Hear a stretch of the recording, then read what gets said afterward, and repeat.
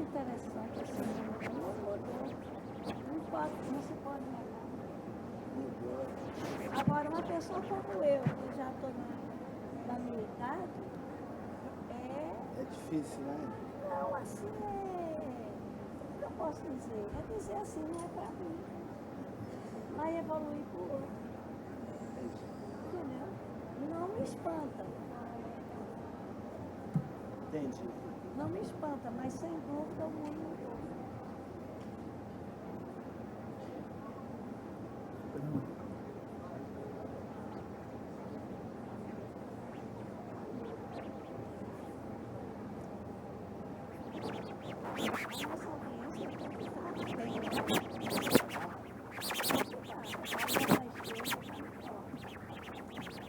Mas a outra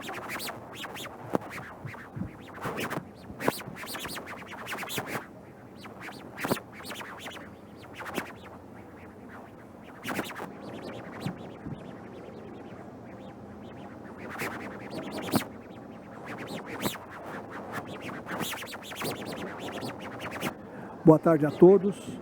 Sou Pascoal Marracini, diretor-presidente da Associação Brasileira de Instituições Filantrópicas de Combate ao Câncer, a ABFIC, e diretor-geral do Instituto do Câncer, Arnaldo Vieira de Carvalho. E vou moderar o painel Caminhos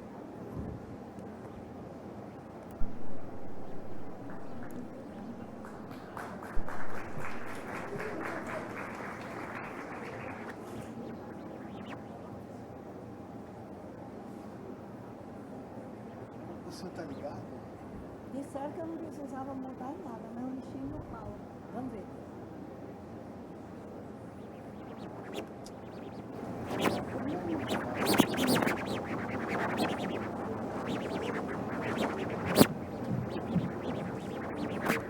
No osso, eu não tinha isso.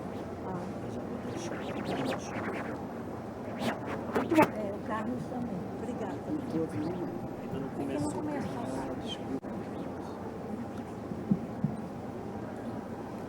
Eu agradeço. Imagina, muito gentil.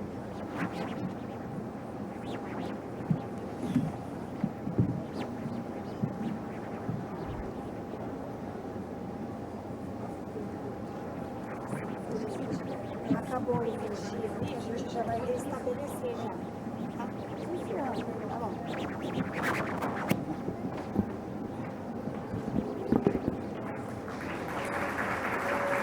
Por que isso acabou a nossa energia, Inês?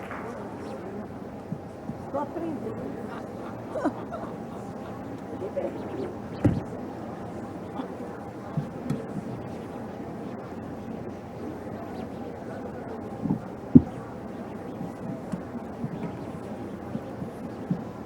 Por isso que não começou. Eu inventei uma piada e é assim, cachorro, criança e computador tem um além de começar a crescer. Chega a hora de sacar de novo amanhã, gente. Não é, não? No meu tempo de slide, não sei se você viveu, Carlos, nós tínhamos que andar com a água. Não. Ah, por conta da altura do... Aí não passava o negócio, nós tínhamos que fazer assim. Boa tarde a todos. Sou Pascoal Marracini, diretor-presidente da Associação Brasileira de Instituições Filantrópicas de Combate ao Câncer, a ABFIC, e diretor-geral do Instituto do Câncer, Arnaldo Vieira de Carvalho. E vou moderar o painel Caminhos para a Sustentabilidade do SUS, o que precisa ser revisto, organizado pelo movimento Todos Juntos contra o Câncer. Neste painel, abordaremos os principais entraves para o adequado financiamento em saúde e debateremos sobre temáticas de suma importância, como o teto de gastos em saúde, a PEC 95, discussão sobre os limiares de custo-efetividade, necessidade de reavaliar a questão da tabela SUS, porque dos maiores gastos em saúde serem em serviços ambulatoriais e hospitalares da média e alta complexidade, e como o represamento dos diagnósticos oncológicos acarretados pela pandemia da Covid-19 impactarão no orçamento do SUS. A Constituição Federal, em seu artigo 198, prevê que as 3 esferas do governo financiem o SUS, gerando receita para custear as ações e os serviços públicos de saúde. Porém, um grande desafio no Brasil é o processo de planejamento em saúde, assim como a eficiência na alocação e execução dos recursos públicos para garantia da viabilidade das políticas públicas para a universalidade, ensino e pesquisa, integralidade e equidade no cuidado. A Emenda Constitucional 95/2016 fixou um teto de gastos públicos pelos próximos 20 anos, tornando, como nós bem sabemos, ainda mais desafiador o incremento necessário dos recursos destinados à área da saúde. Desde 2018, os gastos em educação e saúde são reajustados de acordo com a inflação, mas já encontravam-se com grande defasagem acumulada, caracterizando-se, se não um desfinanciamento, um subfinanciamento. Os atendimentos ambulatoriais e hospitalares e, consequentemente, a atenção oncológica representam uma parcela significativa do orçamento da saúde pública no Brasil, que implicam na necessidade básica de atualização constante dos valores da tabela de procedimentos, medicamentos, entre outros.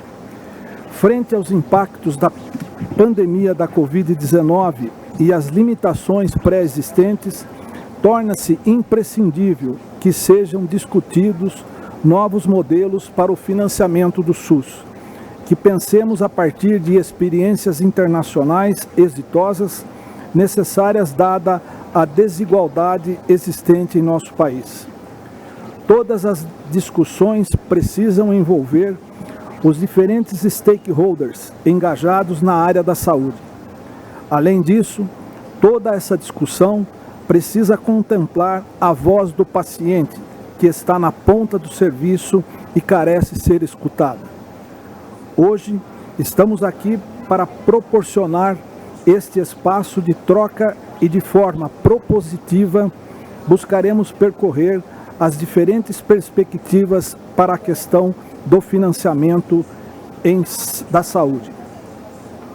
Todos nós sabemos que nós, enquanto prestadores, temos uma série de problemas no atendimento a esses pacientes. A insuficiência que hoje o SUS determina nesses 32 anos de existência precisa ser revisto. Não é mais possível nós, como prestadores de serviço, sermos limitados a um teto financeiro, termos uma baixa remuneração em vários procedimentos, o diagnóstico tardio dos pacientes que chegam nas nossas instituições. Cito o caso da colonoscopia de pacientes aguardando 1 ano na fila para fazer um exame de endoscopia. O relacionamento com os gestores, que nos últimos anos tem dificultado em muito para nós prestadores de serviço, o que está fazendo com que muitos dos serviços acabem buscando a judicialização por conta de serviços prestados, serviços autorizados e serviços não pagos. Para darmos andamento a esta importante discussão, chamo agora Dr. Carlos Otávio Ock Reis, que é economista, doutor pelo Instituto de Medicina Social Ézio Cordeiro e pós-doutor pela Yale School of Management, técnico de planejamento e pesquisa do Instituto de Pesquisa Econômica Aplicada, com especialização no Centro de Economia de Saúde da Universidade de York. Dr. Carlos, a palavra é sua.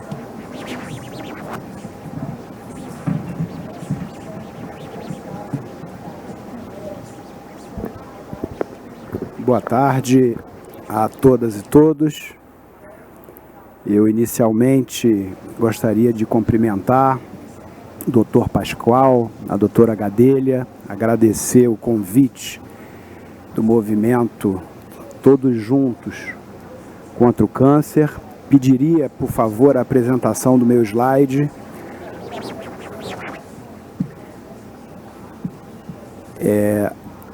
Não é necessário, talvez, convencê-los da importância dessa discussão sobre o financiamento e a sustentabilidade do SUS no mundo ou num Brasil pós-pandemia.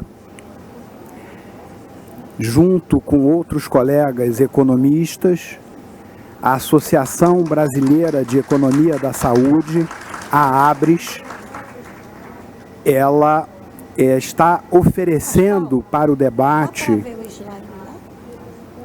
junto com a sociedade, nesse momento tão importante que vivemos nesse período eleitoral, proposta que visa mudar a política de financiamento do SUS, como o doutor Pascoal comentou, que tem como base a inflação passada desde 2018, após a introdução da Emenda Constitucional 95, o teto de gasto. E eu, de forma muito introdutória, vou tentar passar para vocês, discutir com vocês quais são as principais ideias contidas nessa proposta que advoga a necessidade de um novo modelo de financiamento do Sistema Único de Saúde para que ele seja sustentável no longo prazo.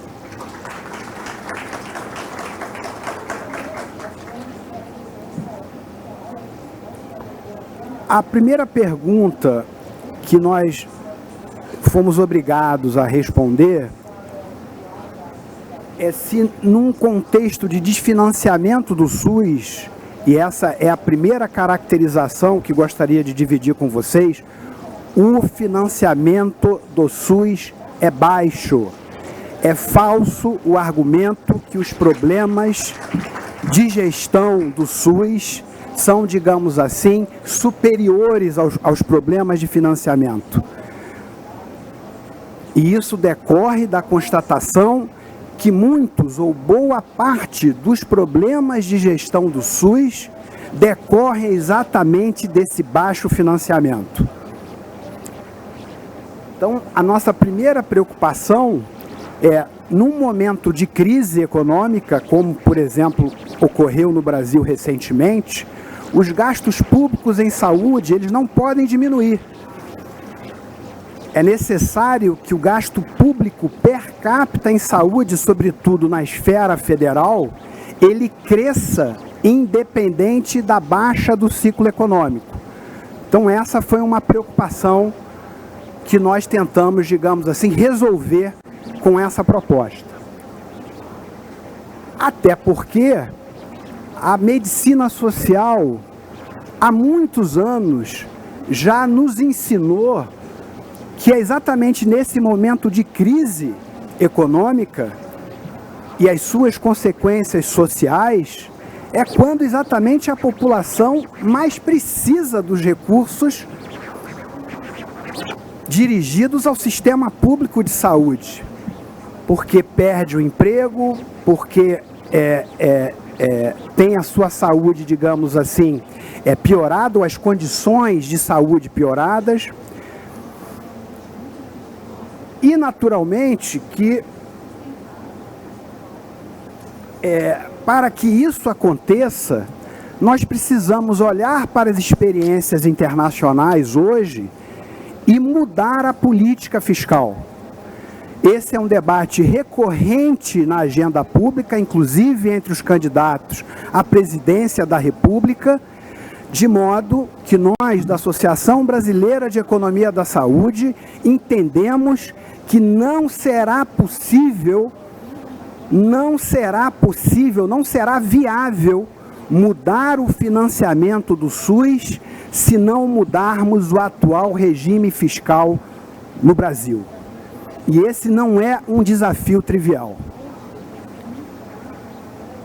Uma outra ideia muito importante, e eu pediria especial atenção de vocês, é que no primeiro slide, quando eu comentei que nós não gostaríamos de estar atrelando essa proposta a uma variável macroeconômica, à medida que, na baixa do ciclo, se o financiamento setorial está vinculado a uma variável macroeconômica, como o PIB ou a receita corrente líquida, isso significaria uma redução dos recursos destinados ao SUS. Nós queremos oferecer, colocar no lugar desse indexador, um indexador que condicione os gastos em saúde no longo prazo, por exemplo, com as doenças crônicas, ou vinculado mesmo à estrutura demográfica etária da sociedade. Ou seja, para garantir que o gasto público per capita em saúde ele tenha um reajuste automático para que a gente saia dos 4%, hoje observado, para chegar a 6% do PIB, fazendo com que as famílias e os trabalhadores reduzam seus gastos, diminuam seus orçamentos com bens e serviços privados de saúde, é importante que o novo indexador dessa política esteja vinculado, esteja articulado com indicadores que condicionam esse gasto no longo prazo. Essa, inclusive, é a questão chave da sustentabilidade. Desse modo, defendemos uma nova regra de piso federal que garanta esse financiamento adequado e estável no longo prazo. Como disse anteriormente, não haverá tempo para discutir o conjunto de regras fiscais que limitam o crescimento dos gastos públicos em saúde, né? Mas com certeza diminuem a nossa capacidade de responder aos desafios sanitários. Tanto isso é verdade que na pandemia houve uma flexibilização das regras fiscais em 2020 e 2021. Houve créditos extraordinários para enfrentar a pandemia, num quadro de desfinanciamento do SUS.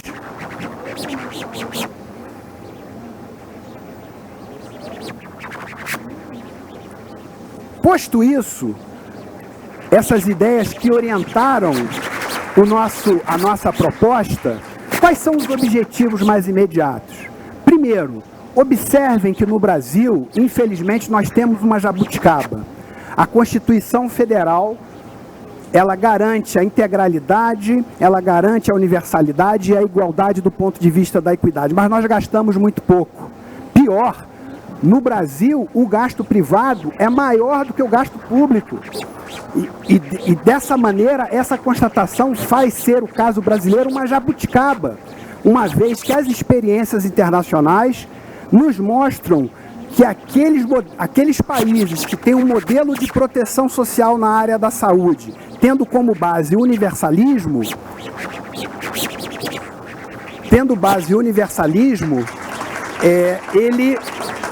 ele exige, digamos assim, que o gasto público seja maior do que o gasto privado. Agora, quem é que vai puxar? Qual é o ente? É o município? É o Estado? É a União? É claro que o crescimento do gasto público ele vai ter que se dar pela esfera federal, pela União, até pelos instrumentos de política fiscal, seja tributária, seja do ponto de vista da emissão de dívida, que a União tem. Então, nós queremos aumentar o gasto público per capita em saúde, né, nos próximos 5 ou 10 anos, saindo de 4% para 6%.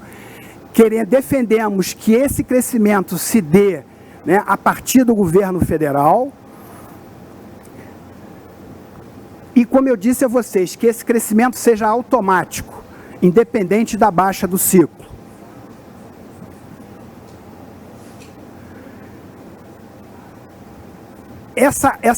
Essa tabela, tá certo? Essa tabela é para tentar num primeiro momento, se não convencê-los, sugerir que o gasto público em saúde per capita é muito baixo. Olhem a última coluna, comparando com outros países que têm um modelo mais ou menos universal.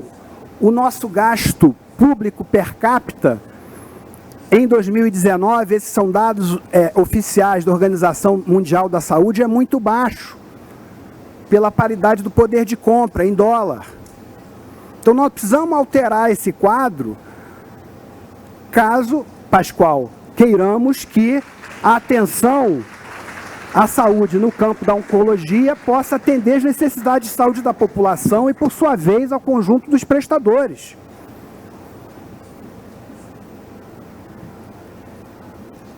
Esse dado aqui é uma estimativa que nós fizemos quanto nós perdemos, o SUS perdeu na esfera federal, a partir da implementação da Emenda Constitucional 95 na saúde, cujo modelo de financiamento tinha como base a inflação passada. Essa nossa estimativa, portanto, ela diz que nós perdemos nesse período, obviamente expurgando os créditos extraordinários de 20 e 21, que eu acho que eu vou ter tempo de mostrar. Por favor, meu tempo, eu não estou conseguindo ver o relógio, tá? Tem mais... É fundamental que esses recursos, por exemplo, já nesse ano, se vocês me permitem, já nesse ano, possamos aprovar no Congresso Nacional, a depender das condições políticas, uma PEC emergencial para que em torno de 32 bilhões, se aproximando da perda que houve com a aprovação da EC 95, possa atender as necessidades de saúde da população no ano que vem. Eu não sei se vocês tiveram a oportunidade de ler um artigo que escrevi com esses mesmos autores na Carta Capital, onde nós apontamos, a partir do projeto de lei orçamentária anual, alguns cortes que foram efetuados num primeiro momento pelo governo federal. Essa é a necessidade que eu comentei do governo federal participar mais do financiamento tripartite do SUS. Ele sai de quase 60% em 2000 para 42% em 2019,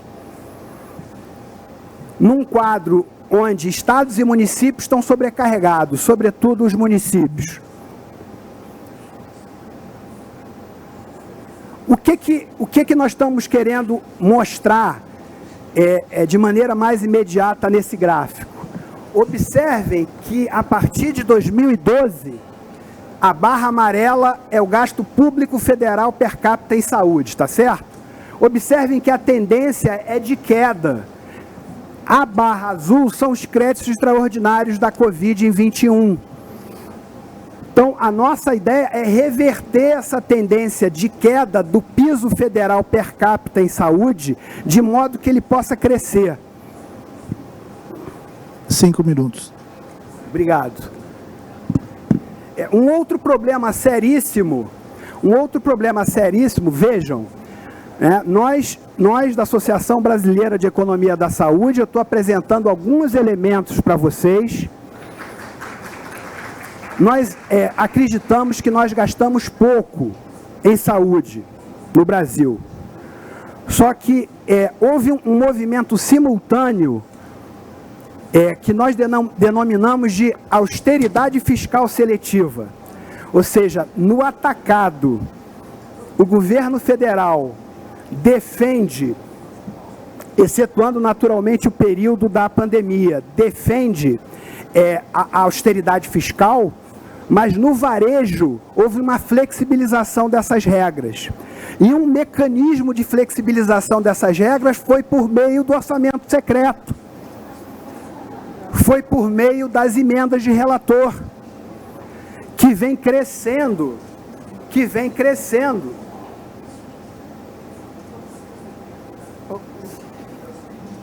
Desculpa, não está funcionando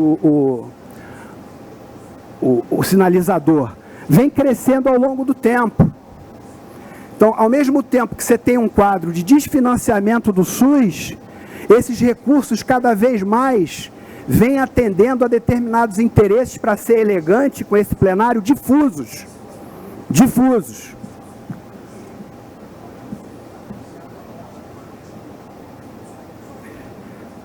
Na nossa proposta de nova regra, né, tem 3 elementos que são muito importantes, né? A taxa de inflação oficial, a taxa de crescimento da população idosa, que tem uma relação, digamos assim, com o seu perfil de morbidade e mortalidade, naturalmente, né?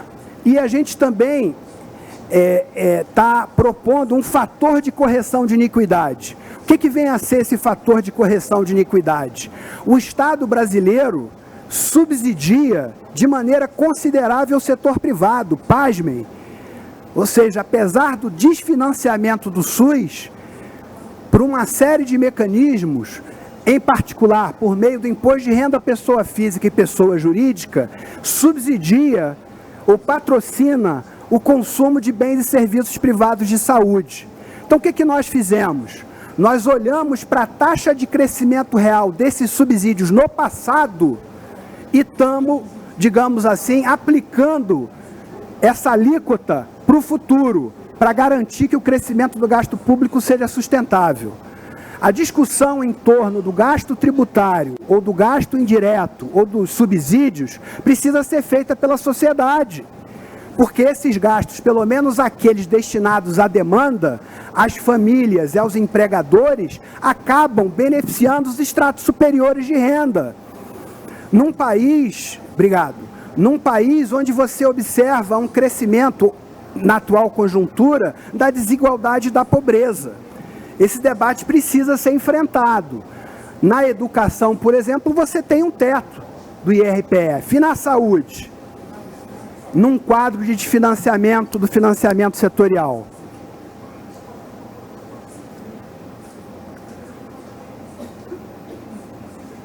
Aqui é uma explicação mais detalhada. Esse slide está à disposição de vocês, imagino, Pascoal, que deva estar à disposição de vocês, não sei exatamente, mas da nossa parte vai ser um prazer dialogar com todas e todos aqui presentes. E essas são as estimativas que nós fizemos, porque esse fator de correção de iniquidade, ele pode ser maior ou menor, à luz da correlação de força, à luz da necessidade da sociedade, à luz das nossas escolhas. Se vale a pena ou não, nesse mundo pós-pandemia, a sociedade brasileira priorizar os investimentos na área da saúde pública.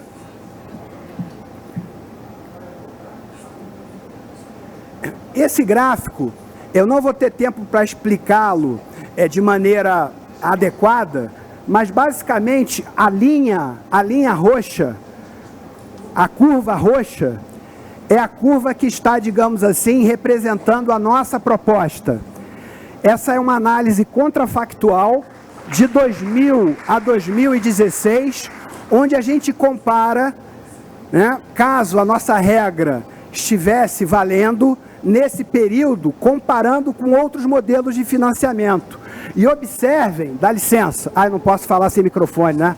Observem, né, que no momento de crise, de recessão, a curva roxa é a que garante o crescimento do gasto público per capita em saúde, atendendo, portanto, os pressupostos da nossa proposta.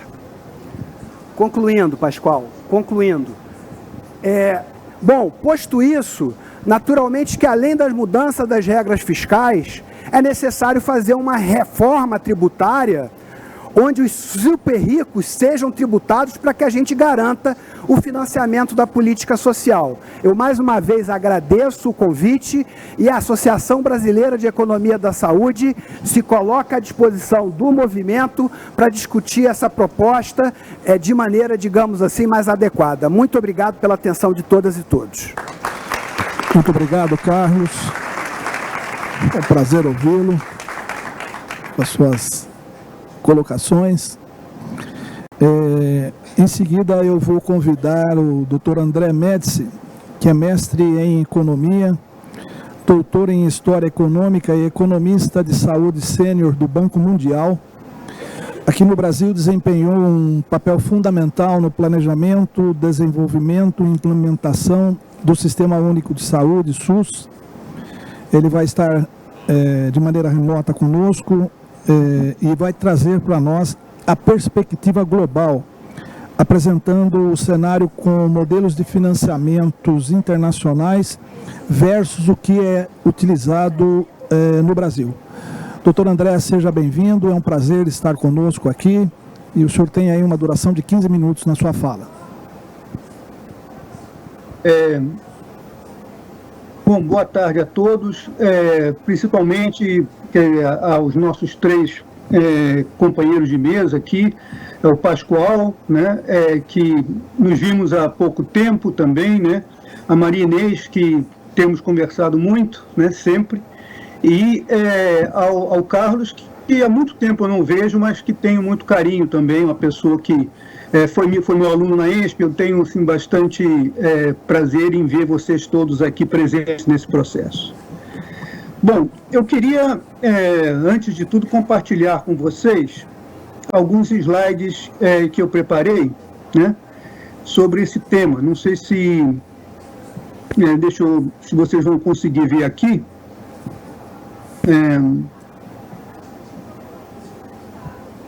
Estão vendo? Estamos vendo, sim.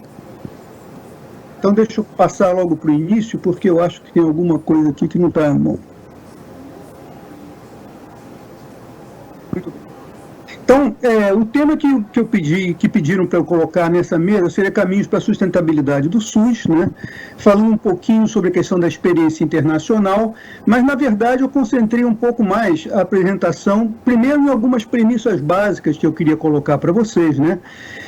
A primeira é que o SUS é a melhor política social brasileira, mas vários desgovernos têm distorcido seus objetivos em trazer a satisfação esperada pela população brasileira em relação ao que o SUS poderia fazer. E por isso eu diria que os principais desafios do SUS se encontram, na verdade, em alguns pontos que eu queria colocar aqui. Existem outros, né? Mas o primeiro realmente é a falta de financiamento e de equidade no uso dos recursos. O segundo é o tema da ineficiência técnica e da ineficiência locativa dos recursos. O terceiro é desordem na articulação entre o SUS, a saúde suplementar e os prestadores privados, que poderia ser muito melhor organizado, muito melhor solucionada. O quarto seria os problemas na cobertura de atenção primária de saúde e na falta de continuidade do cuidado. O quinto é o baixo acesso a medicamentos, especialmente relativo a doenças crônicas e doenças raras, num contexto como o nosso de envelhecimento populacional. O sexto é a falta de uma estratégia de priorização que toma como base a epidemiologia. Quer dizer, essa é uma questão fundamental. O Brasil precisa novamente retomar a epidemiologia como eixo do processo de planejamento. E, por fim, a questão de graves deficiências na gestão das unidades e das redes de serviço de saúde. Como vocês veem, são muitos problemas e eu não vou poder falar sobre todos eles. Então, vou concentrar basicamente nesses problemas, em dois problemas específicos. Primeiro seria a questão da insuficiência de recursos públicos e o segundo é da ineficiência técnica e alocativa dos gastos do SUS. E vou tentar trabalhar em algumas soluções, como aumentar recursos de forma sustentável, como aumentar a eficiência e falar sobre umas breves pinceladas de como financiar a questão das políticas do câncer. Obviamente que 15 minutos não dá para falar em profundidade sobre todos esses temas, cada um deles seria objeto, por exemplo, de uma tese de doutorado, mas, na verdade, eu vou tentar colocar simplesmente alguns temas específicos que eu estou pensando a respeito desses problemas. Primeiro, fazendo algumas comparações internacionais sobre a questão de recursos públicos para a saúde, né? E, para isso, eu estou primeiro mostrar alguns gráficos. Primeiro, o gasto público como porcentagem do gasto total em saúde no Brasil é muito baixo, a gente vê isso, né? E a primeira questão, a porcentagem do gasto governamental em saúde, como porcentagem do gasto de saúde no Brasil, era de 41% em 2019. Dos 115 países, eu selecionei aí nesse caso, esse gráfico mostra isso, 115 países com renda per capita anual superior a $10 mil em PPP, né?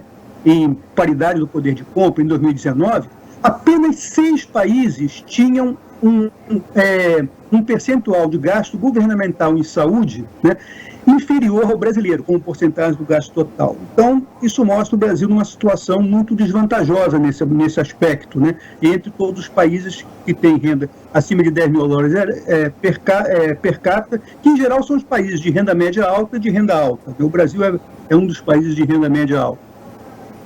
Então, para ser compatível com a média desses 115 países, o Brasil, que tem uma renda per capita de 15.616 dólares em 2019, o gasto governamental em saúde, e aí a gente faz simplesmente uma inferência, a curva, não a média, depois eu vou falar um pouco sobre a média, que é um indicador paramétrico, mas em relação à curva deveria ser 58,5% e não 41%, ou seja, ele deveria ser 43% mais elevado. O gasto governamental em saúde nas 3 esferas do governo, em 2019, foi de 304 bilhões de reais. Se nós aplicarmos quanto esse gasto deveria ser para ser compatível com a média dos 115 países mencionados, ele deveria ser 434 bilhões a preços de 2020.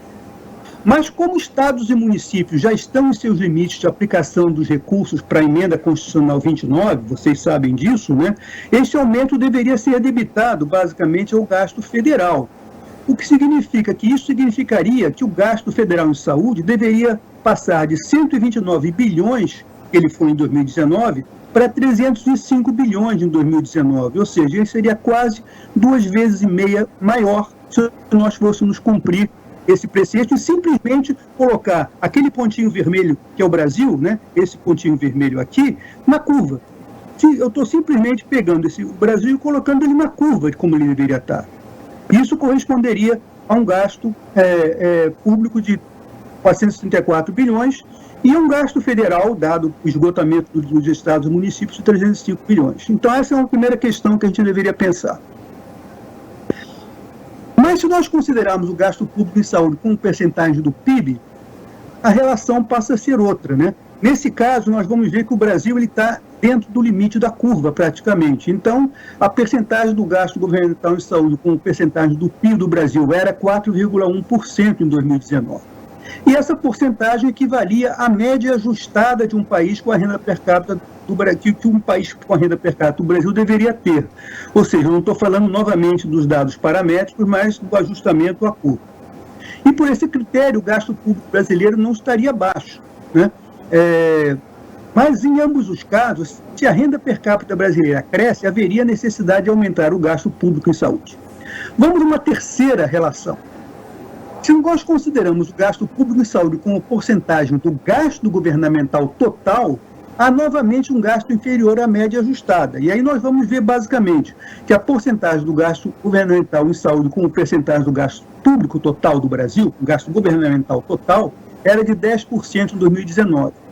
Mas a curva ajustada sugere que para a renda do Brasil, este deveria ser de 12%, que é a média desses 115 países. Na verdade, não é a média, é o ponto que equivale à curva do Brasil. Então, utilizando esse percentual, o gasto público total em saúde em 2019 deveria ser de 365 bilhões e não de 305. E considerando que a parcela federal absorveria a diferença, haveria um gasto federal de 189 bilhões, né, e não de 123 bilhões em 2019, o que significaria um aumento de 47% do realizado. Se nós observarmos, então, a síntese de estatísticas paramétricas, e aí eu não estou mais considerando somente o ajustamento à curva, mas basicamente como seria o indicador nesses 115 países, né, o gasto governamental em saúde como porcentagem do gasto total em saúde na média desses 15 países, que são países de renda média alta e de renda alta, é 63,2%, do Brasil 40,7%. O gasto governamental como percentagem do PIB é 4,5%, do Brasil 4,1%.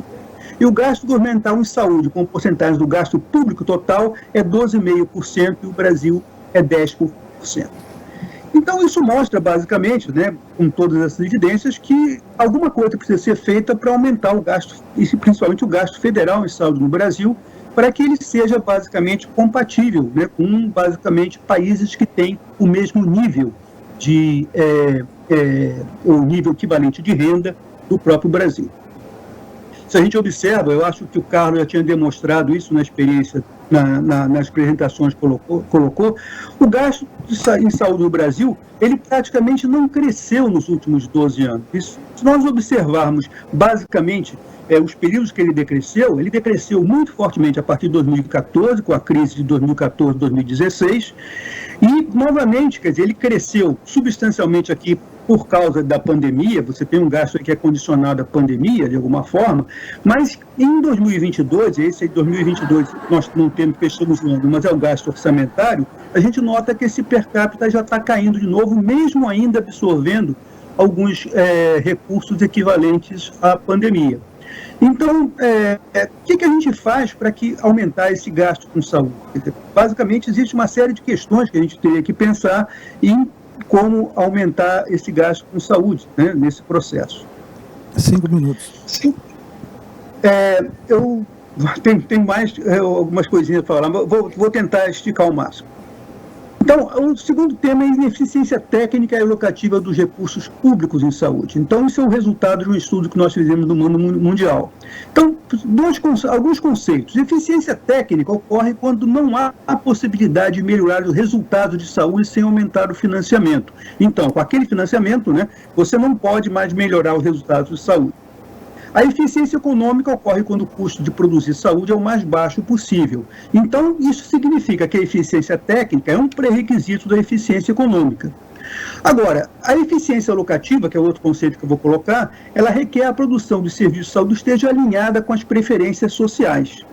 Os serviços são produzidos de forma em que a última unidade, né, entregue forneça um benefício marginal aos cidadãos igual ao custo marginal de produção.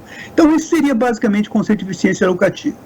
Se a gente observa basicamente, não sei o que está acontecendo aqui, sim, o que nós fizemos nessa linha, nós publicamos em 2022, agora em abril ou maio de 2022, não me lembro, um estudo no Jornal Brasileiro de Economia e de Saúde sobre sustentabilidade e eficiência do sistema de saúde brasileiro. Nesse estudo, não sei o que está acontecendo aqui. Nós saímos vocês saíram como é que se diz, do share, não, né? Vocês continuam vendo aqui? Sim. Sim. Continuamos. A tela inteira? Vocês estão vendo a tela inteira? Sim. Ok. A eficiência técnica do SUS. A eficiência técnica do SUS, perfeito. Então, é que eu não estou conseguindo passar aqui, não sei porque o slide não está conseguindo passar. Vamos ver se eu consigo resolver esse problema.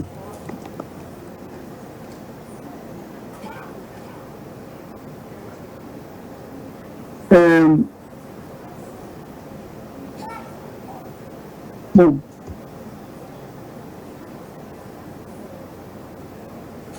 ok.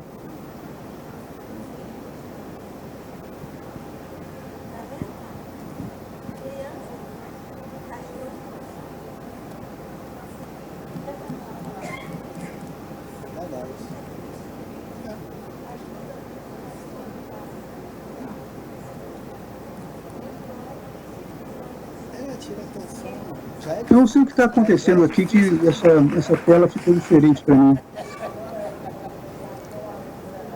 Para nós aqui ficou a tela estática da eficiência técnica do SUS. Eu não estou conseguindo mover a tela. Tá. Pera, eu vou sair no stop sharing e vou abrir o share novamente. Ok. Pronto. Vamos ver se agora eu consigo. Ok, perfeito. Veio.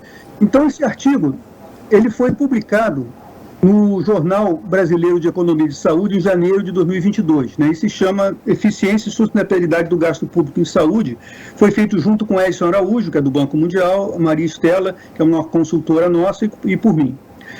Bom, nós fizemos uma análise da eficiência técnica na atenção primária e na média e alta complexidade, né? E a eficiência, nesse caso, foi medida pela relação entre os insumos, o que é o caso do financiamento, e o resultado, serviços realizados de forma efetiva por município, utilizando a técnica de DEA, né? Data Envelopment Analysis. Os modelos assumem retornos variáveis de escala e a diferenciação por municípios por tamanho da população.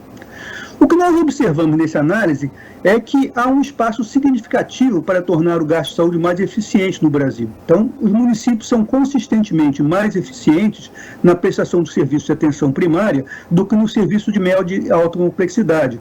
Um padrão que é observado praticamente em todas as regiões do Brasil.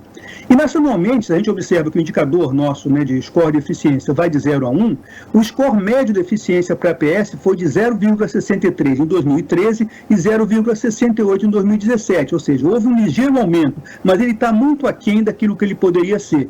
E o score médio de eficiência para a MAC foi muito baixo, 0,29, 0,34. E, basicamente, isso está associado a uma série de fatores que a gente sabe que são hospitais de pequeno porte, com 20, 30 leitos, com taxa de utilização de 5 a 10% dos leitos, uma série de problemas associados a isso. Então, no que diz respeito à eficiência alocativa dos recursos do SUS, não existem estudos econométricos sobre a eficiência alocativa do SUS, dado que não há detalhes sobre as preferências do cidadão no que se refere ao serviço de saúde, nem estudos detalhados sobre os custos do serviço de saúde do SUS. No entanto, há 2 décadas são feitas pesquisas de opinião que mostram que a baixa qualidade do serviço do SUS é uma das principais queixas da população, né? E melhorar a qualidade do SUS tem estado sempre entre as 3 principais prioridades da população. Até mesmo agora, na própria abertura, né, do 9º TJCC, o Daniel Risse da Pátria apresentou um estudo mostrando que a saúde é a primeira prioridade, com 81% das preferências dos cidadãos nessas próximas eleições. E na agenda do eleitor, os principais problemas de acesso ao SUS são basicamente a questão da demora, né, no atendimento, né, a superlotação, a falta de leitos e a falta de medicamentos. Então, do ponto de vista das preferências do cidadão, não estamos alcançando uma eficiência alocativa, né, que deveríamos ter especificamente nesse processo, né? Bom, então, basicamente, quais são as soluções para aumentar os recursos do SUS de forma sustentável? Bom, sobre a sustentabilidade e diferença do SUS, o Brasil tem um orçamento público em todas as esferas do governo que sofre muitas mazelas. A gente sabe, corrupção, prioridades equivocadas, clientelismo político e eleitoral e assim por diante. E nessas circunstâncias, qualquer tentativa de controlar os esbanjamentos do gasto público via políticas como teto de gastos não funcionaria e não funcionará enquanto houver a prevalência de governos populistas com presidencialismo fraco. Essa é uma das questões que vários países em todo o mundo, quando eles fazem esse tipo de coisa, eles têm governos que efetivamente conseguem fugir desse tipo de processos pelos quais a relação entre o executivo e o legislativo fica deteriorada em função dessas questões.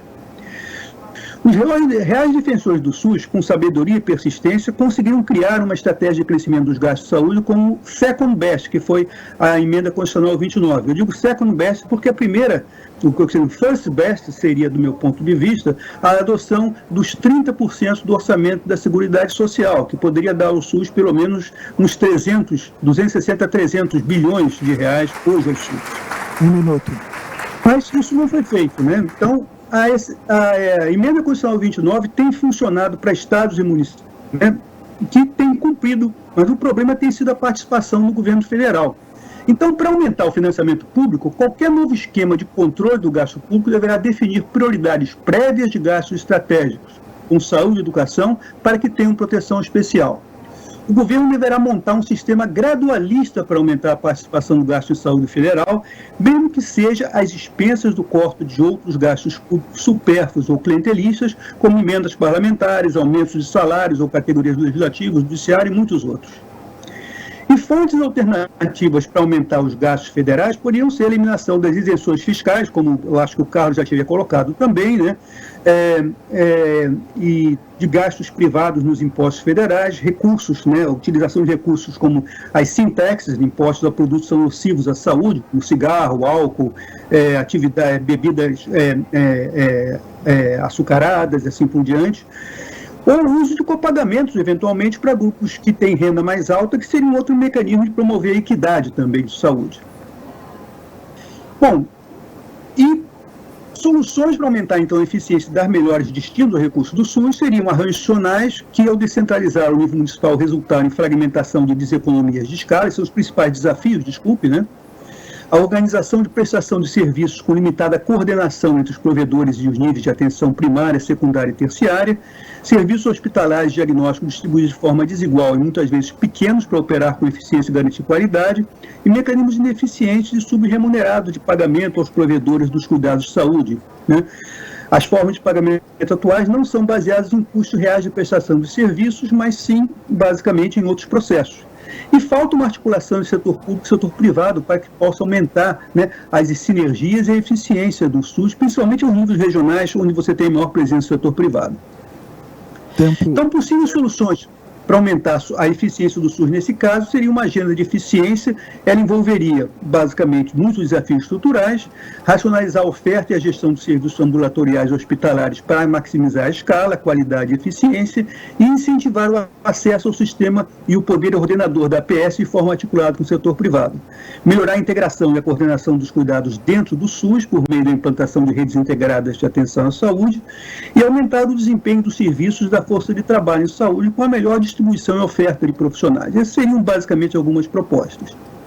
E como financiar o câncer? A gente vê basicamente que o câncer tem um grande desbalanço, né? Os gastos do SUS são eram em 2017 4,5 bilhões de reais, enquanto que no setor privado se gastava 14,5 bilhões para atender uma população de 25%, enquanto que do SUS tinha que atender 75% da população.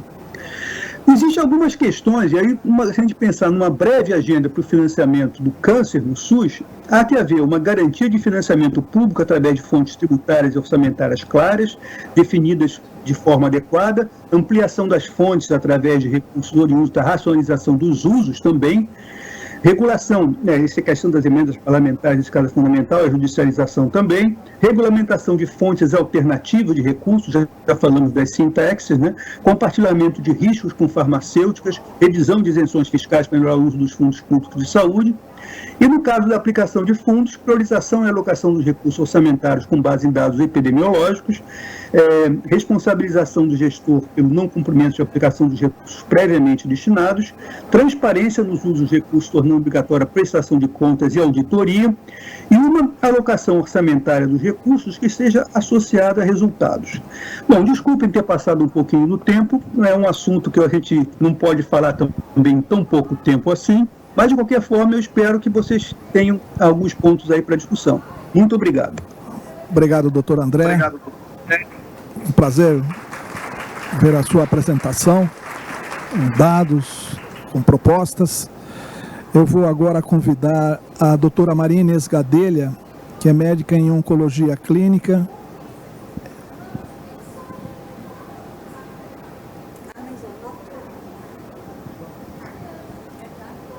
Desculpas aí que houve uma... Também estará conosco a deputada Carmen Zanotto, que é enfermeira e deputada federal por Santa Catarina, com especialização em administração hospitalar e em recursos humanos. Foi secretária municipal de saúde em Lages, Santa Catarina, e secretária de Estado da Saúde em Santa Catarina. Presidente da Frente Parlamentar Mista da Saúde, relatora da Comissão Externa de Enfrentamento à Covid-19, relatora do PL 2564 de 2000, da Lei 2020, da Lei 14.434 de 2022, da PEC 11 de 2022, que garantem aí o piso salarial da enfermagem. Deputada Carmen Zanotto, seja muito bem-vinda. E vamos ouvir falar um pouquinho sobre as emendas parlamentares e formas de reajustes por procedimentos. 10 minutos, deputada. Obrigada, muito obrigada, professor Pascoal. Quero saudar o professor André, o Carlos, a doutora Maria Inês Gadelha, que usa uma caminhada histórica de muitos anos com relação à defesa e às políticas das pessoas com câncer. Quero saudar todos que estão na plenária, saudando a nossa presidente da Rede Feminina de Combate ao Câncer do Estado de Santa Catarina, a senhora Círia Zanoni. Em nome da dona Círia, eu quero agradecer a todas as entidades que lutam na defesa das pessoas com câncer. Dona Círia Zanoni, que é uma incansável, e nós sabemos da importância da rede feminina em cada uma das nossas instituições de Santa Catarina que atuam no tratamento dos pacientes com câncer. Primeiro, a gente precisa reconhecer, isso é histórico, o subfinanciamento do Sistema Único de Saúde. Nós temos um sistema universal, um sistema robusto, porém subfinanciado. Então, nós precisamos realmente continuar o debate com relação ao financiamento dessa política pública no nosso país, que está garantida na nossa Constituição Federal, nas nossas leis 8080 e na 8.142. Em especial, com a aprovação da emenda constitucional 95, e também foi explanado aqui, nós temos limites de gastos com a saúde. Nós precisamos lembrar que a nossa população vem aumentando e com o aumento da idade da nossa população, nós temos aí a necessidade de cuidarmos ainda mais da saúde da população idosa e, com isso, os recursos realmente são insuficientes. E quando se fala de câncer, a gente precisa, sem dúvida nenhuma, falar da melhoria desde a atenção básica. Só assim nós vamos otimizar os recursos do SUS, porque 80% dos problemas de saúde nós conseguimos resolver na base da pirâmide, e a gente precisa ter uma saúde de qualidade, ou seja, um acesso de qualidade, uma consulta de qualidade e os procedimentos de qualidade, evitando assim, muitas vezes, o encaminhamento dos pacientes para as especialidades sem a necessidade. Uma enxaqueca, por exemplo, uma dor de cabeça, não deve ser encaminhada de imediato ao neurologista. A gente precisa tentar fazer diagnóstico e tratar. Não resolvendo, é claro que tem que ir para os especialistas.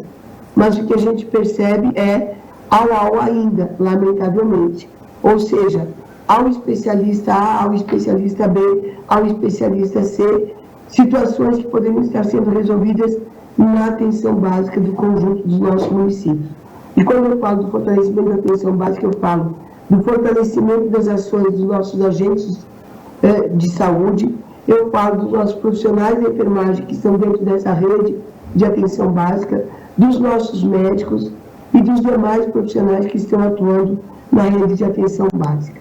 Diagnóstico precoce, ele é fundamental para a gente otimizar os recursos públicos.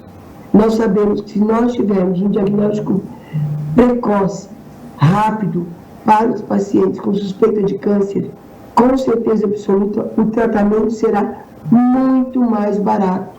Se nós estamos falando de otimizar recursos, eu queria associar otimizar recursos com salvar vidas. O que a gente percebe ainda? Uma distância entre o que diz os textos legais, e aí eu quero falar da Lei 13.896, que determina prazos para a realização dos exames nos casos de suspeita de câncer. Por que eu tive que apresentar esse texto, apoiado por todas as entidades que lutam na defesa dos pacientes com câncer, implementando a nossa Lei 12.732 de 2012, que dá prazo máximo para o acesso às cirurgias, químicas e radioterapia. Porque nós tínhamos vazios assistenciais absurdos nesse país. Nós tínhamos pacientes aguardando 4 a 6 anos. Quem diz isso não é a deputada Carmen, a enfermeira Zanotto. É o relatório do Tribunal de Contas da União. Então, se você não tem uma prevenção, um diagnóstico precoce e o tratamento no tempo adequado, nós vamos ter, sim, problemas sérios durante o tratamento e aumento de custo, porque aquilo que poderia ser uma simples retirada de um nódulo de mama passa a ser uma mastectomia total e uma necessidade ainda mais, de além de ter que fazer um procedimento muito mais amplo, a reconstrução desta mama. O sofrimento da família e gasto para o Sistema Único de Saúde. Então, isso é complexo. a gente precisa ter diagnóstico e tratamento adequado. Nós temos que ter protocolos clínicos e diretrizes terapêuticas que garantam as novas tecnologias e os novos medicamentos, sem que a gente tenha que recorrer à judicialização. Quando a gente recorre à judicialização, nós estamos gastando mais, com certeza absoluta, porque acaba sendo muito mais caro comprar via judicial do que todo o processo de aprovação pela Politec. Então, nós precisamos cumprir também o que diz a lei com as revisões periódicas dos protocolos clínicos e diretrizes terapêuticas, reduzindo as ações judiciais, porque o acesso está garantido, nós vamos estar otimizando os recursos financeiros. Então, a minha defesa é de que, além de todos os textos que nós temos na Câmara Federal e no Senado, também a gente possa estar com as entidades cobrando aquilo que já está assegurado nos textos legais existentes, a partir da nossa implantação do Sistema Único de Saúde, que está na nossa Constituição de 88, pelas nossas leis do Sistema Único de Saúde, as portarias do Ministério da Saúde, porque nós defendemos o SUS, eu defendo o Sistema Único de Saúde, mas também não dá para a gente não encarar as dificuldades. Nós tínhamos e discutimos tabela. Há muitos anos se diz assim, não se discute mais tabela do Sistema Único de Saúde. Agora é contratualização. Porém, a contratualização é baseada numa referência de tabela. E, normalmente, os contratos não são reajustados de um ano para outro.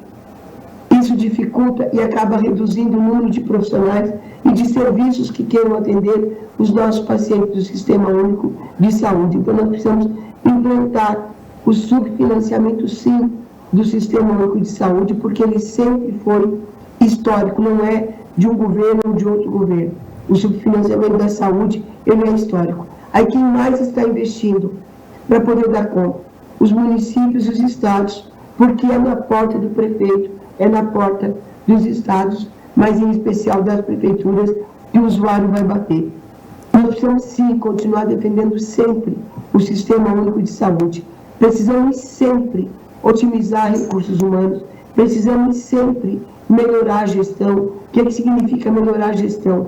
Eu costumo dizer que a gente melhora a gestão desde o momento que a gente orienta a equipe para apagar a luz quando não é necessário que ela fique acesa, para cuidar de um vazamento de uma torneira, para não quebrar um clipe por dia numa unidade básica de saúde.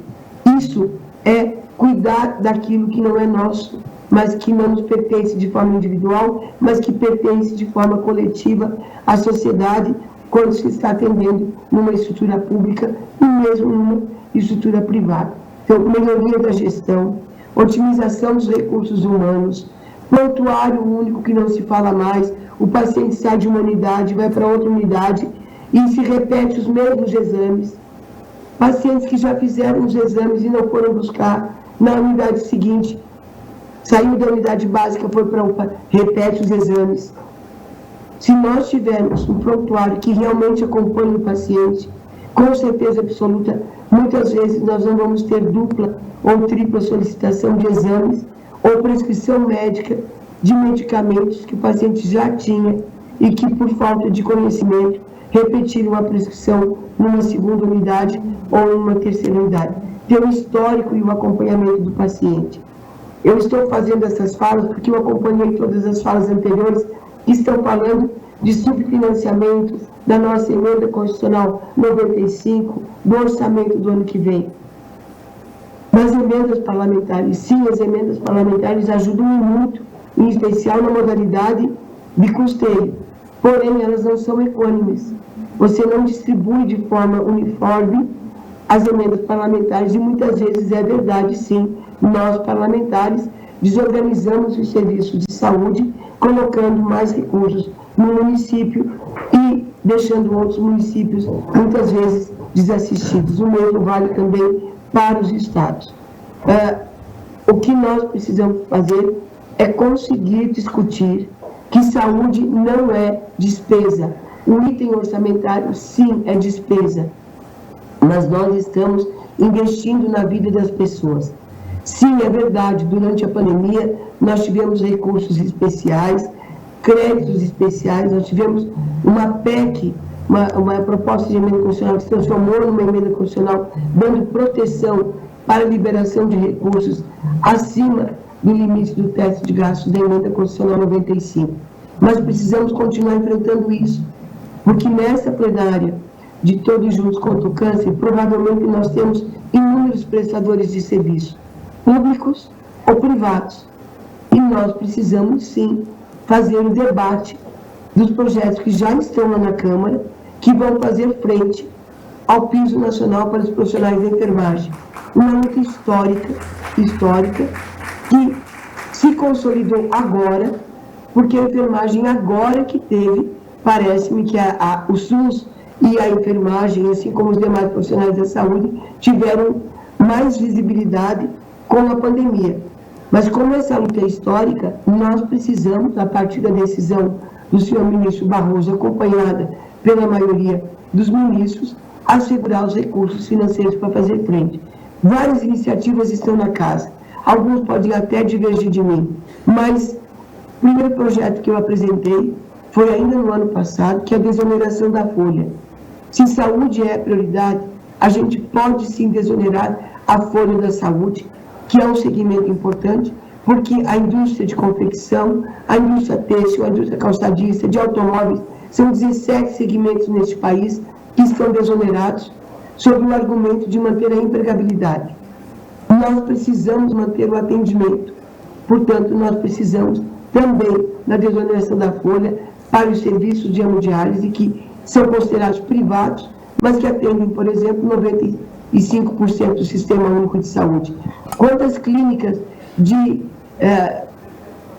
radioterapia nós temos no país, que são consideradas privadas, mas que atendem a população do Sistema Único de Saúde, e lá dentro tem os profissionais da enfermagem. Então é um debate que precisará ser intensificado obrigatoriamente a partir da semana que vem, com o retorno dos trabalhos de forma presencial na Câmara e no Senado Federal.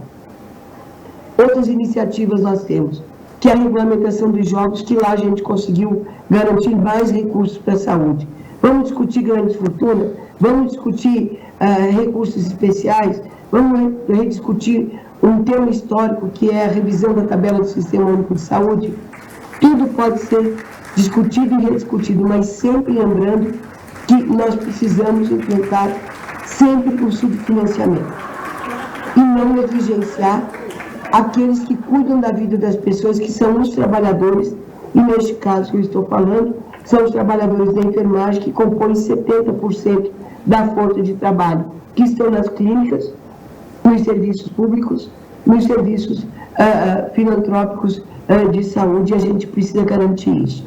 Então, falar que a saúde não é subfinanciada é a gente desconhecer o Sistema Único de Saúde. Sim, a saúde ainda no país, por ser um modelo universal, ele é subfinanciado, e é um tema que se mantém presente com muita intensidade, tanto na Comissão de Seguridade Social e Família, quanto nas demais comissões especiais que são criadas, mas que a gente não consegue avançar, independente de qual seja o resultado do próximo domingo. A gente vai precisar, sim, discutir formas de ampliar o financiamento da área da saúde, porque é inegável, gente, as novas tecnologias trazem novos custos, mas também, muitas vezes, trazem resultados positivos para a vida das pessoas, para a vida dos profissionais que atendem os pacientes com câncer. Então, eu quero agradecer mais uma vez o convite, me colocar à disposição como parlamentar da Câmara dos Deputados, a única enfermeira da casa, mas em especial uma defensora do Sistema Único de Saúde, uma defensora da vida e uma defensora de tudo aquilo que se construiu no Sistema Único de Saúde, reconhecendo, sim, todas as fragilidades que nós ainda temos, e são muitas, em especial as longas filas de espera que já tínhamos, e a pandemia deixou essas filas ainda maiores, porque praticamente não se fez cirurgias eletivas, os exames pararam, lembrando que nós temos que garantir o acesso às mamografias, ao preventivo do câncer de colo de útero e também ao tratamento e aos preventivos para câncer de próstata, que ainda estão represados, e isso, com certeza absoluta, vai trazer problemas sérios, já está trazendo, de pegarmos essas doenças muito tardiamente, complicando ainda mais a vida do paciente, dos seus familiares e muitas vezes colocando essas pessoas, esses pacientes, numa situação de tratamento irreversível, porque chegaram muito tarde nos serviços de saúde. No mais, muito obrigada, contem sempre comigo e tomara que eu tenha conseguido, e a doutora Maria Inês Cadeira vai falar na sequência, eu vou acompanhá-la, mesmo me deslocando, porque sempre as suas falas, muitas vezes, chocam com as nossas, mas que a gente quer o melhor para a nossa população e a gente tem, sim, um limite de gastos, que é um teto, e esse teto compromete, sim, a qualidade, muitas vezes, da assistência prestada, por atraso nas habilitações dos serviços, por atraso na ampliação de novos serviços. Por isso que eu defendo e quero parabenizar o Ministério da Saúde pelo plano de expansão da radioterapia aqui no nosso estado de Santa Catarina, o terceiro equipamento completo com a construção e o acelerador linear deverá ficar pronto agora, ainda no final deste ano, e com isso, dos 5 que foram considerados dentro do plano de expansão, estamos reduzindo tempo e distância, lembrando que o mesmo vale no país como um todo. Então, mas a gente precisa rever os equipamentos já instalados, a gente precisa adequar muitos desses equipamentos, fazendo revisão dessas tecnologias por fracionamento, e tudo isso demanda recursos financeiros, mas a gente precisa continuar lutando, e como este tema é um tema voltado ao câncer, nós estamos atuando fortemente na Câmara dos Deputados nesta lógica do atendimento integral aos pacientes com câncer, com vários projetos que estão se transformando em leis e outros que ainda lá estamos debatendo.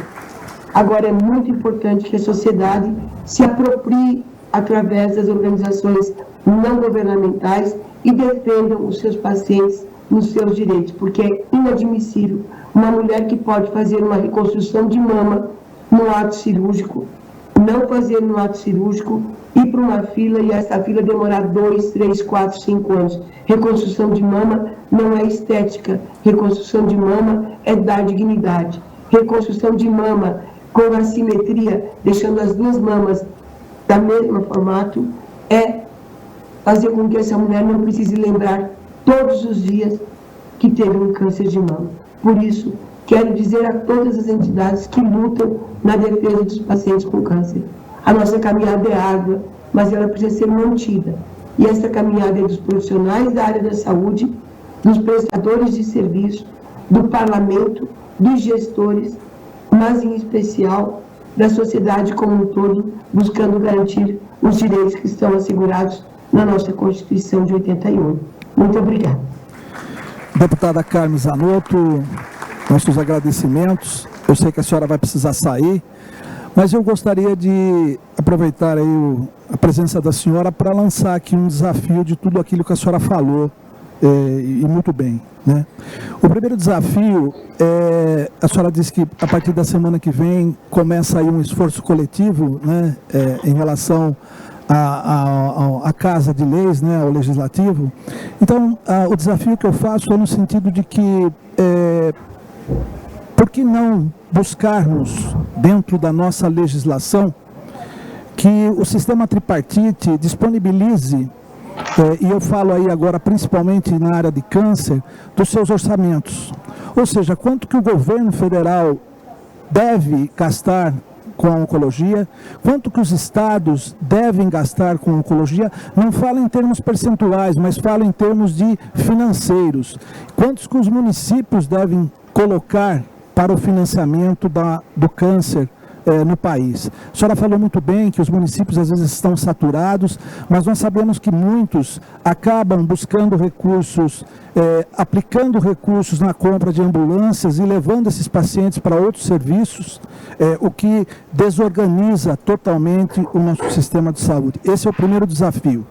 E o segundo desafio, a senhora colocou muito bem, em relação às leis que falam de prazos para tratamento de câncer, e nós, enquanto prestadores, somos extremamente favoráveis e parabenizamos essas leis, esses prazos, né?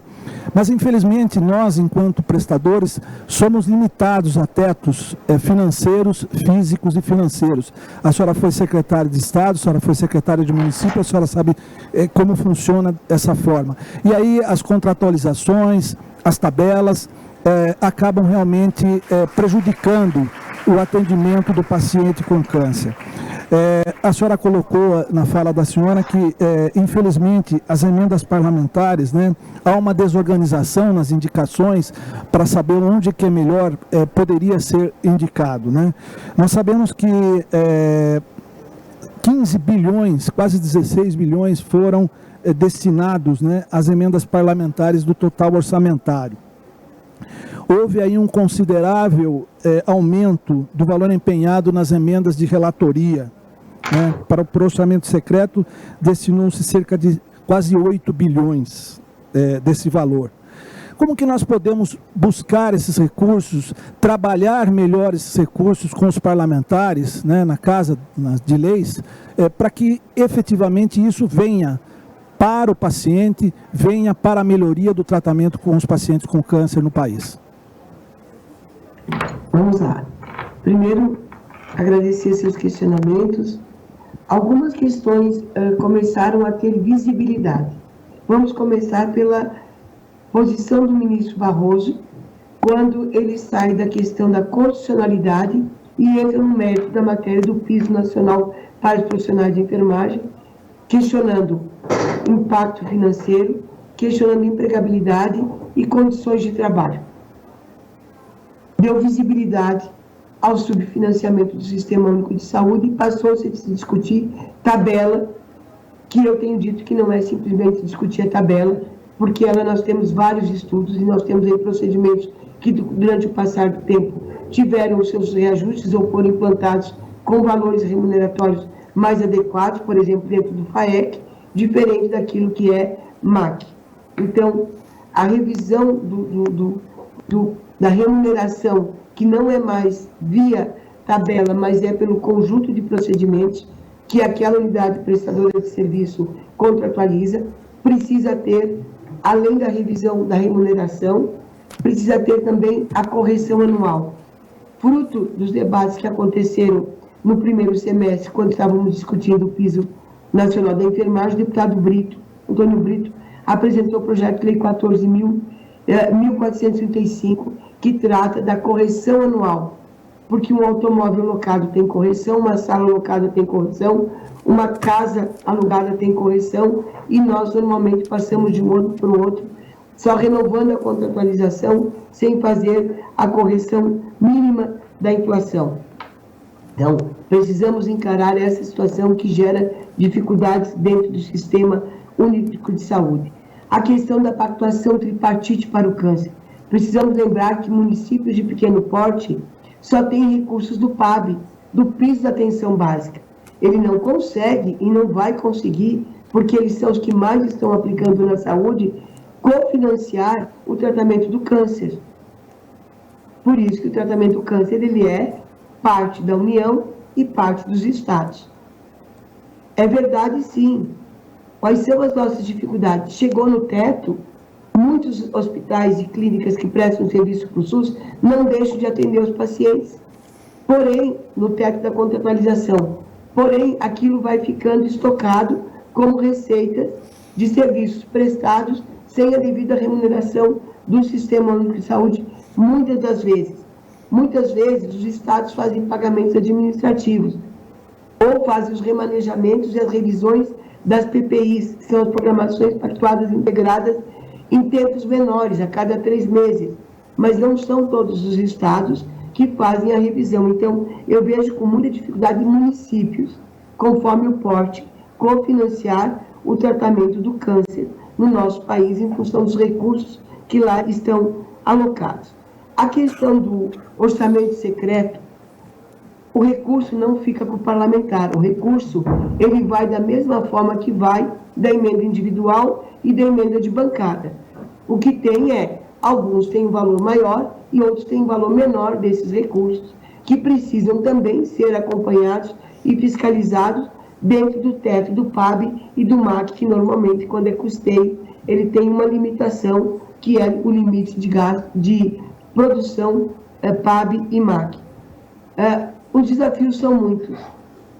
Eu queria aqui me colocar à disposição para a gente, da mesma forma com que estamos debatendo aqui, nós debatemos na nossa comissão de acompanhamento dos pacientes com câncer, na Comissão de Seguridade Social e Família, voltarmos a ter a oportunidade que foi renovada no ano passado, porque ficamos 2 anos praticamente sem audiências públicas em função da pandemia, e com isso muita coisa ficou represada.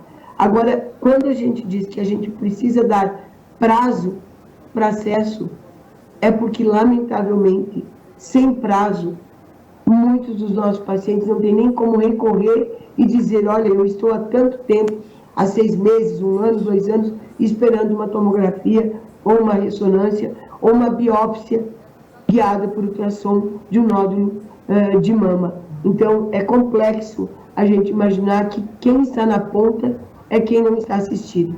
Cabe a nós, Parlamento Brasileiro, gestores e sociedade civil organizada, buscarmos, através de todos os institutos que estudam as políticas do câncer, inclusive economia e saúde, como aqui foi apresentado, para a gente garantir a todos o melhor atendimento. Lembrando que a judicialização se faz necessária quando não se consegue ter acesso àquilo que está garantido na nossa Constituição e nas nossas leis. São muitos os desafios, não temos uma única fórmula, precisamos de muita unidade para compreender que sim, saúde é prioridade e por ser prioridade, a gente precisa encarar que o item orçamentário, na maior parte das vezes, é despesa, porém é um investimento na vida das pessoas. Muito obrigado, deputada Carmen Zanotto. Foi um prazer tê-la conosco. Vamos continuar contando com o seu trabalho em Brasília, em prol dessa política justa de câncer para os pacientes do Sistema Único de Saúde. Muito obrigado pela presença da senhora em nosso evento. Muito obrigada, forte abraço a todos e que juntos a gente possa dar mais qualidade na assistência à saúde, desde a prevenção até os atendimentos mais complexos. Obrigada. Tenham todos um excelente congresso. Obrigado. Vamos logo em seguida já convidar aqui para a nossa última apresentação a doutora Maria Inês Gadelha, que é médica em oncologia clínica, especializada em educação para a saúde e administração. Eu acho que agora ela vai me corrigir aqui. Atualmente é secretária adjunta de atenção especializada do Ministério da Saúde, e ela vai falar sobre o modelo de financiamento do SUS precisa ser revisto. Doutora Maria Inês, obrigado pela presença, 10 minutos. Obrigada. Estão ouvindo? Tá ligado? Obrigada, Pascoal. Não tenho o que corrigir, não. Muito obrigada, é um prazer muito grande estar aqui com o Pascoal, com o Carlos, conhecendo hoje pessoalmente, já o segui de publicações, o André à distância, prazer grande, e a nossa deputada Carmen Zanotto. Eu acho muito interessante um encontro como esse, porque sempre é um aprendizado, né? E não tem idade, não existe idade para aprender, nem tempo de experiência. Não vou aqui utilizar o discurso de autoridade de 47 anos nessa labuta na área da saúde, mas eu não tenho dúvida que os diferentes tempos e experiências existem para convencer e também ser convencido, né? Aprender muito com os outros. Em tudo isso que temos ouvido aqui, nós temos um ponto em comum: a necessidade de mudança. A mudança é uma constante. Nunca, é por isso que o ser humano avança e hoje estamos com mais de 7 bilhões de pessoas no mundo, não é? É porque nunca nos contentamos com o que está. Por exemplo, este modelo de procedimento herdado do INAMPES, né, com o sistema de internação hospitalar, pagador único, contratador único, eu já o venho contestando desde 1998. Com o ministro Serra. O ministro Serra dizia, eu quero uma solução para isso. Não é? Então, hoje, o que é que nós temos, já adiantando, do ponto de vista do Ministério da Saúde, nós temos discutido há pelo menos há 10 anos essa mudança, há pelo menos há 10 anos. E hoje nós estamos trabalhando, muitos devem ter lido na imprensa, a aplicação real da Lei 141 de 2012, que fala do rateio de recursos federais, não é? E do financiamento tripartite do SUS. Então, a semelhança de outras áreas, nós temos discutido na área da oncologia as bases populacional e de resultados para a prestação de serviços na área de oncologia. É o que nós iremos chamar de QualiSUS Onco. Da mesma forma que nós falamos e já publicamos na área de doação e transplantes e na área de cardiologia, tá? Então, existe sempre essa necessidade de atualização, de adequação. O tempo sempre traz essa necessidade, é muito natural, não tem de resistir a ela, não é? Tem de se conversar para chegar a uma convergência e, principalmente, abrir transparentemente a informação, não é? Então, eu já vou adiantar aqui, Pascoal, muitos slides, porque até não fazem mais sentido eu ficar repetindo coisas que outros já disseram. Eu sei passar isso não, hein? Como é? Aperta onde? Achei. Então, eu me declaro inteiramente sem qualquer conflito de interesse de qualquer natureza com relação ao que vou aqui. Eu só lembro o seguinte, que o financiamento do SUS foi o primeiro problema a se apresentar com a publicação da Lei 8080 de 1990. O presidente que a promulgou era o presidente Collor. E ele glosou, vetou os artigos exatamente referentes ao financiamento. E logo depois teve de publicar a Lei 8.142. Logo depois. Por quê? Porque esta lei, aí está errado, era de 1991, não, ela é logo depois da promulgação, não é? Mas é de 1991, ela restaurou o financiamento. E com isso foi publicada essa NOB, a Norma Operacional Básica de 1990, aliás, a primeira é de 91, a 1, que falava exclusivamente do financiamento. E em 1996, o financiamento passou a ser regulado por essa Norma Operacional Básica 02, que além do financiamento, trouxe para o SUS outras regras operacionais, não é, de funcionalidade. Então, falar de financiamento de SUS, Pascoal, na verdade, revisar toda essa regulamentação. É a NOB 96, né? É a Constituição Federal de 88, é a Emenda Constitucional 29, é a Emenda Constitucional 86 de 2015, a 95 de 2016, que o Carlos apontou aqui, é a Lei 4.320 de 64, que ainda é vigente, a 842 de 90 e, principalmente, a Lei Complementar, aí está 101, mas ela é a 141, de 2012, né? É a Lei Complementar 141, não 41. Esta lei toma tudo o que aconteceu anteriormente e regulamenta todo o financiamento tripartite do SUS. Então, vejam bem, do ponto de vista do poder público, nós só podemos atuar estritamente o que está regulamentado. Então, como o Carlos apresentou, temos de discutir, temos de revisar e temos de atualizar conforme as necessidades.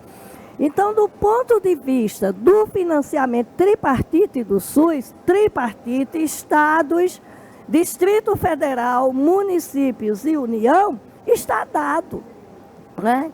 E quando nós vemos emenda por emenda, uma hora a Constituição dizia que era despesa corrente, outra hora vem a lei e diz que é o gasto no ano anterior corrigido pela inflação.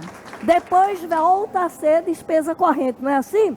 É realmente, do ponto de vista da administração pública, essas leis trazem essas necessidades, muitas de uma eterna adequação.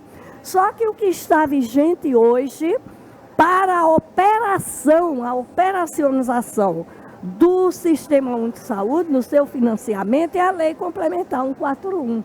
E ela é muito clara, do ponto de vista que compete à União, que compete a estados e Distrito Federal e aos municípios.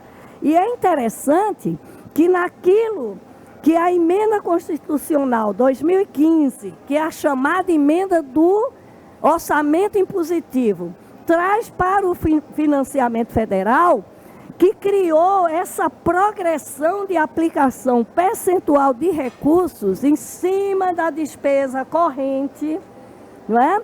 Com correção, nós vamos ver que aquilo que deveria ser atingido em 2020 pelo governo federal foi atingido em 2017. 15% de tudo que é arrecadado, tirando, obviamente, aquelas transferências obrigatórias para estados e municípios. Então, neste slide, com a chamada emenda do teto dos gastos, também aqui já falada e contemplada, vocês podem observar que se manteve toda aquela regulamentação de aplicação de recursos federais no SUS e aquilo que deveria ser atingido em 2020, de 15% das receitas correntes líquidas, foi atingida já em 2017. Então, assim, é interessante porque nós, na União, somos os mais transparentes. Tudo isso vocês encontram no site do Ministério da Saúde, no site do Fundo Nacional de Saúde, não é? Está tudo dado. E interessantemente também, a maioria é impositiva. O que resta de discricionário é muito pouco. É muito pouco. Então, desde 2017, com uma das portarias que modificou a transferência de recursos, simplificando, porque antes nós tínhamos cerca de 800 contas. Miguel está aqui e se lembra de quantas contas, não é, Miguel? De quantas contas se tinha para poder transferir recurso para estado e município. Então, em 2017, uma portaria do Ministério da Saúde dividiu em apenas duas contas. A chamada conta de manutenção, que é antigamente tomada como custeio, o custeio, que é muito também especificada, não tem como fugir, está dado, é despesa impositiva, é transferência de recursos. Então, nós temos esta transferência sempre feita fundo a fundo, este FAF que está no slide, e pode ser feita por meio de duas fontes. A fonte de programa, não é, que é aquela que completa ou que contém o orçamento do Ministério da Saúde, e a fonte de emenda parlamentar.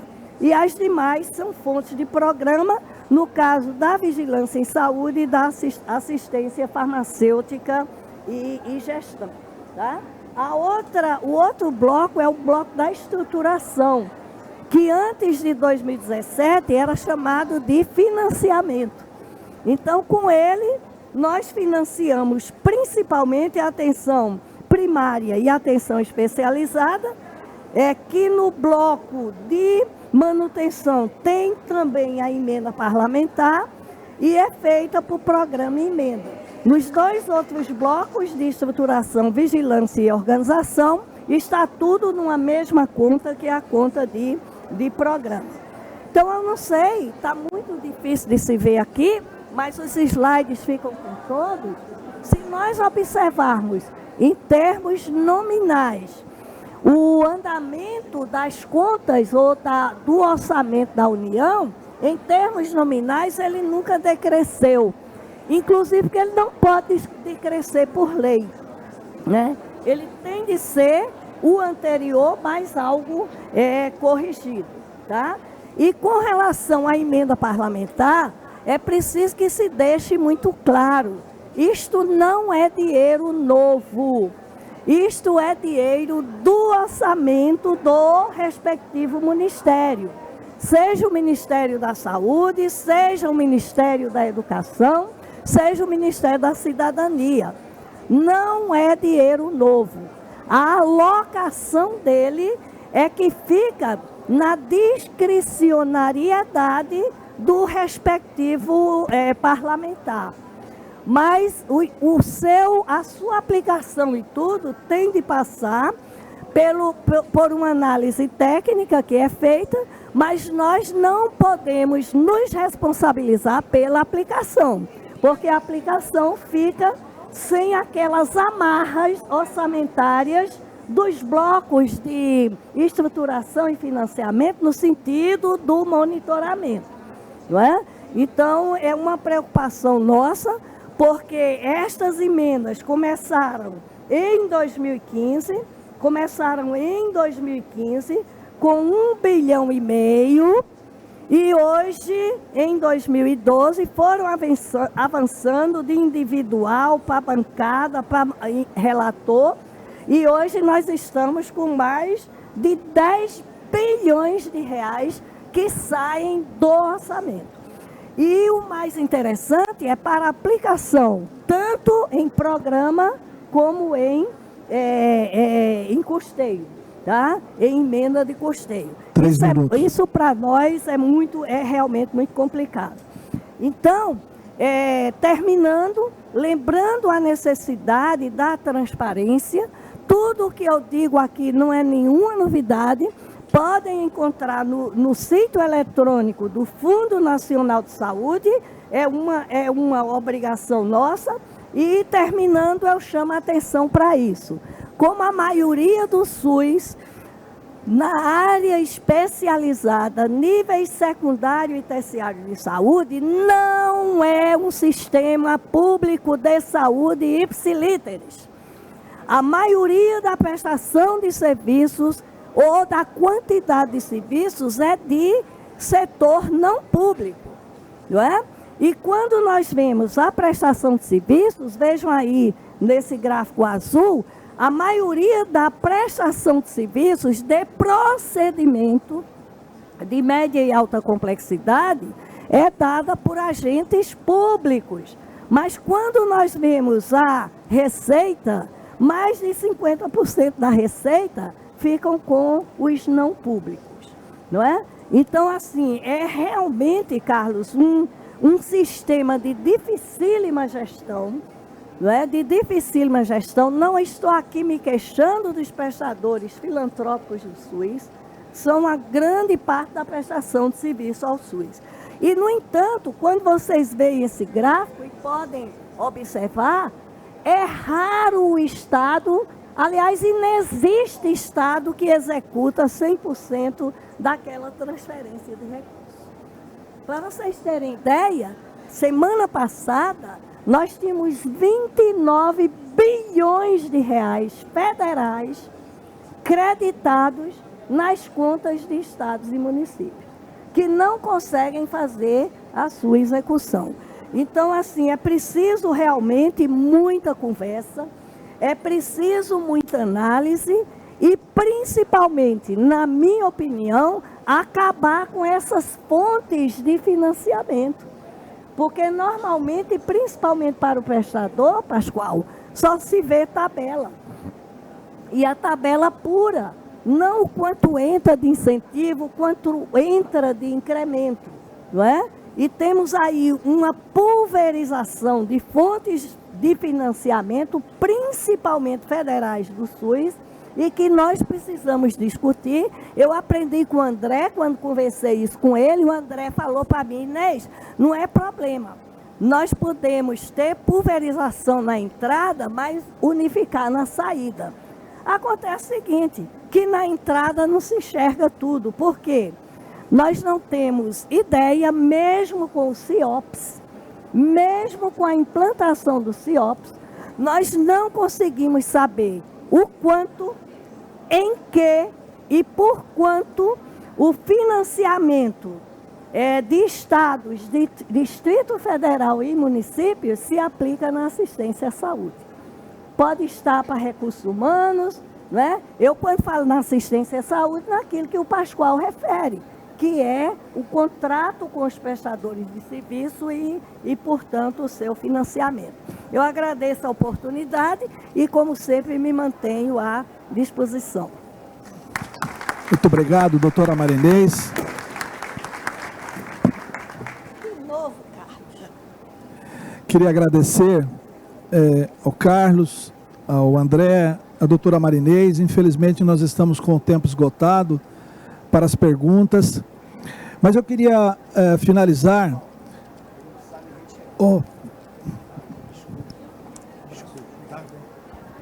obrigado, Carlos. Mas eu queria finalizar dizendo o seguinte: eu sempre considerei o nosso sistema de saúde um sistema de 3D, que é assim, hoje na tecnologia de equipamentos, né, é o melhor dos sistemas. Por que sistema 3D? Porque ele é um sistema desorganizado, ele é desestruturado e ele é desarticulado. Infelizmente, esse é o nosso sistema único de saúde no país. E hoje eu aprendi mais um D. Então eu saio daqui hoje que o nosso sistema de saúde é 4D. Além desses 3 que eu falei para vocês agora, ele é desfinanciado. Então eu gostaria de agradecer a participação de cada um de vocês. O Congresso TJCC continua e as próximas palestras eram para ter início às 16h40, né? Então aproveite para visitar a área dos estandes, as ações interativas e também a carreta para a detecção de câncer de mama, organizada pela Américas Amigas e que está aqui no Shopping Dedê, no térreo. Doutora Marinês, doutor André, não sei se ainda continua conosco, a vocês, o meu muito obrigado a todos por estarem aqui conosco nessa importante discussão. Obrigado a todos.